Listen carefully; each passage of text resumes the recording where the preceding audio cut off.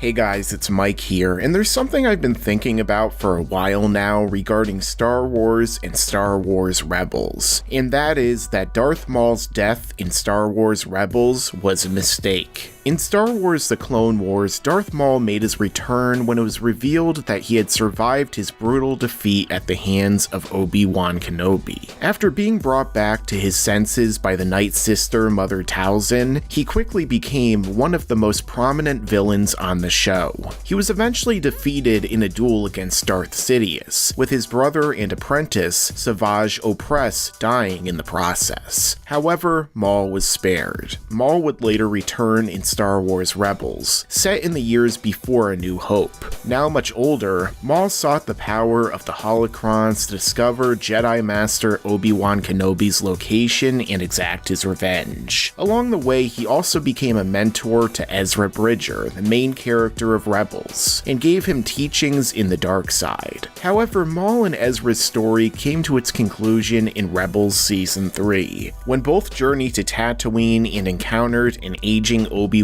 who was watching over a young Luke Skywalker. This is where, in an incredibly brief duel, Maul met his end at Obi-Wan's hands. And I thought it then, and I think so even more now, this was a big mistake that Disney and Dave Filoni made. Darth Maul was a character who had a lot of potential. He was the best part of Episode 1, The Phantom Menace, but his character was wasted in the prequels when Obi-Wan cut him in half and he was presumed dead for its remainder. This is why originally bringing him back in the Clone Wars was a great idea. There was a lot more story to be told with Maul's character, and they finally had a way to do that. Maul's return and story didn't really pick up until later in the Clone Wars series, but it was great while it lasted, with him taking over Mandalore, killing Queen Sati, who was Obi-Wan's love interest, and seeking to overthrow Sidious with his own apprentice, Savage Opress. However, Maul's story was left on a cliffhanger when Clone Wars was cancelled, and while more was expanded upon in the comics and canon novels, this felt unsatisfactory. So when Disney's own Star Wars series and Rebels came out, also run by Dave Filoni, this became their chance to continue Maul's storyline. And what they did with Maul was interesting for the most part, as he tempted Ezra with the dark side, fought against Ezra's Jedi Master Kanan, and sought a way to destroy those who had hurt him in the past. However, they never really went as far as they could have with Maul. Ezra never truly joined him as his apprentice, and Maul never confronted Sidious or even Darth Vader. Instead, he went to Tatooine, wandered in the desert, and then got killed fighting Obi-Wan, and it all feels like such a big waste of potential and what Maul could have been, especially in the current Star Wars landscape.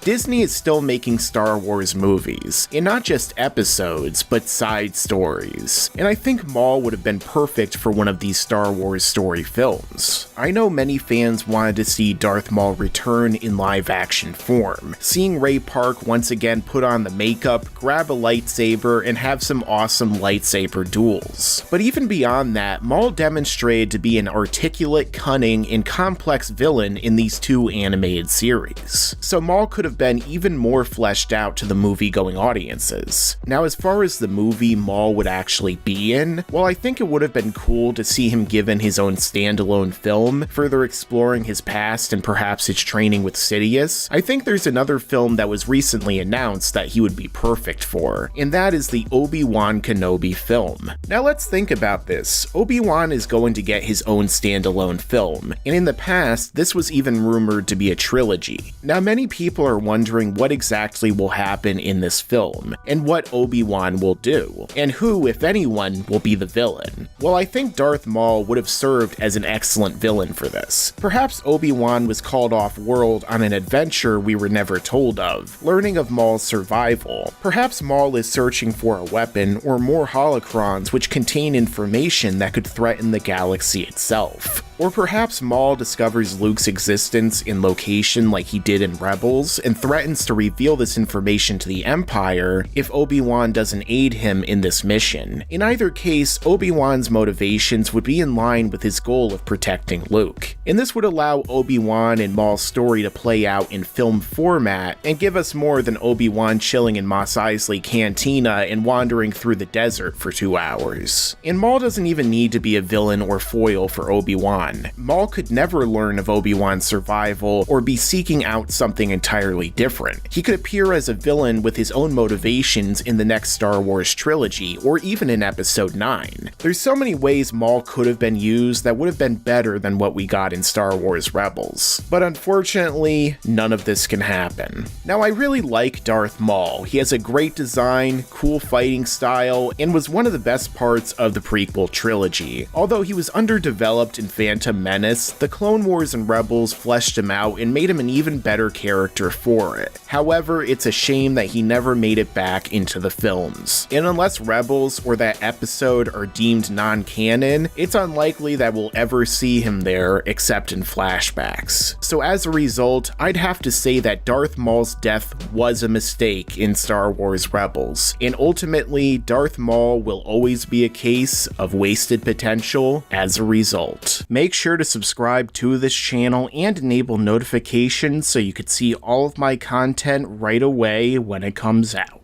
Yes, and you'd better subscribe and enable those notifications.